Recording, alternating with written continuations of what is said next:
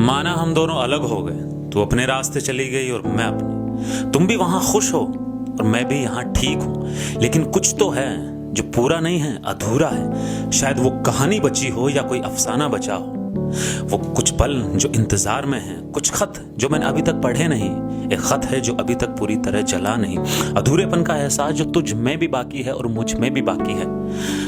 रात होती है, सुबह होती है, लेकिन रात के अंधेरे में कुछ ख्वाब है जो सुबह की रोशनी में बाकी है। एक बार आ, मिलकर बैठते हैं और उस अधूरेपन को हमेशा हमेशा के लिए खत्म कर लेते हैं जो तुझ में भी बाकी है और मुझ में भी बाकी है।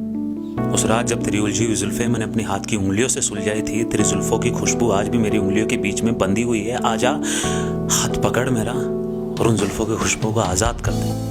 वो वादा जो वादा तूने कभी नहीं निभाया, संभाल के रखा है मैंने। तूने ही तो कहा था ना कि 7 जन्मों का पता नहीं, लेकिन इस जन्म के अंदर मैं सिर्फ तुम्हारी हूँ। तेरे उसी झूठे वादे को मैंने अब तक संभाल के रखा है। आजा और अपना झूठा वादा अपने साथ ही ले जा।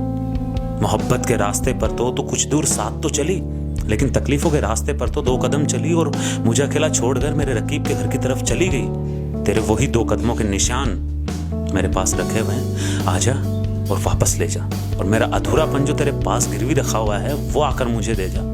तेरी झूठी वफा की कहानियों को, तेरे चेहरे पर आए हुए बालों की तस्वीर को, मेरी अच्छी तकदीर को, कुछ शामों को, कुछ अधूरी रातों को। जब उदास होती थी तो घंटों तक मेरे गले लगकर गुलजार साहब की शायरियां सुना करती थी और फिर मुझसे कहती थी कभी खुद की भी लिखी हुई शायरी सुना दो। कब तक दूसरे के तरीके से अपनी मोहब्बत की दास्तान सुनाओगे?